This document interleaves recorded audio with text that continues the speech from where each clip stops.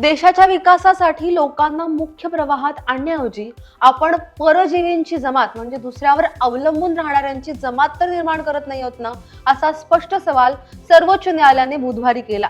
लाडकी बहिणीसारख्या योजनांमुळे लोकांना मोफत गोष्ट मिळतात. काही योजनांमुळे पैसे तर काही योजनांमुळे मोफत धान्य मिळतं.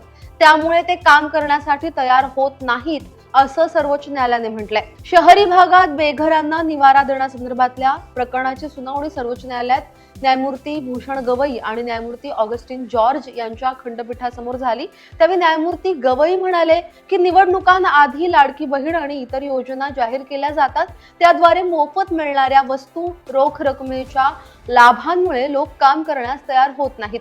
वंचितांबद्दल सहानुभूती योग्यच, पण अशांना समाजाच्या मुख्य प्रवाहात आणणं, त्यांना विकासात योगदान देण्याची संधी देणं हा अधिक उत्तम मार्ग आहे, असं न्यायमूर्ती गवई म्हणाले.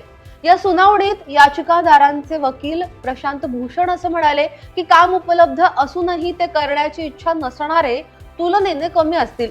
त्यावर न्यायमूर्ती गवई म्हणाले की मी शेतकरी कुटुंबातला आहे. विधानसभा निवडणुकांपूर्वी मोफत गोष्टी देण्यासंदर्भात राज्यात जाहीर झालेल्या योजनांमुळे शेतीची कामं करण्यासाठी कामगार मिळत नाहीत अशी स्थिती आहे, असं न्यायमूर्ती म्हणाले. याचिकादारांपैकी एकानं सांगितलं की बेघर लोकांच्या प्रश्नाला महत्वाच्या मुद्द्यांच्या यादीत सर्वात शेवटचं स्थान मिळतं. सरकार केवळ श्रीमंतांसाठी काम करतं, त्यांना गरिबाची आठवण होत नाही. त्यावर न्यायमूर्ती गवई म्हणाले की कोर्टात अनावश्यक आरोप करू नका. न्यायालयाचा आम्ही राजकीय आखाडा होऊ देणार नाही. सरकारने गरिबांसाठी काहीही केलं नाही असं तुम्ही कसं काय म्हणू शकता, असा सवाल याचिकादारांना न्यायमूर्तींनी विचारला. पुढे अटॉर्नी जनरल आर व्यंकटरमणी यांनी सर्वोच्च न्यायालयाला सांगितलं की शहरी भागातल्या दारिद्र्य निर्मूलनासाठी केंद्र सरकार एक योजना अंमलात आणण्याचा विचार करते. त्याद्वारे शहरातल्या बेघर लोकांना निवारा उपलब्ध करून दिला जाईल आणि त्यांच्या अन्य समस्यांवरही उपाययोजना करण्यात येतील.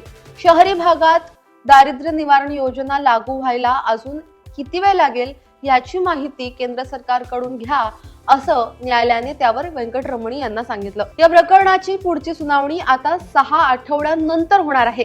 त्यामुळे महाराष्ट्रात ज्या मोफत योजना सुरू आहेत, ज्या योजनांमार्फत मोफत गोष्टी लोकांना मिळू शकतात, त्या योजनांवर पुढे या सुनावणीतून कसा परिणाम होतो आणि 6 आठवड्यांनंतर नेमकं कोर्ट यावर काय सांगतं हे सारंच पाहणं महत्वाचं असणार आहे. आम्ही तुमच्यापर्यंत त्या सगळ्या अपडेट्स पोहोचवू. पण या बातमीवरती, या व्हिडिओवरती तुमचं म्हणणं काय, खाली कमेंट बॉक्समध्ये तुमच्या प्रतिक्रिया अवश्य नोंदवा. आतापर्यंत लोकमत सबस्क्राईब केलं नसेल, फॉलो केलं नसेल तर लगेच सबस्क्राईब करा, फॉलो करा आणि पाहत रहा लोकमत.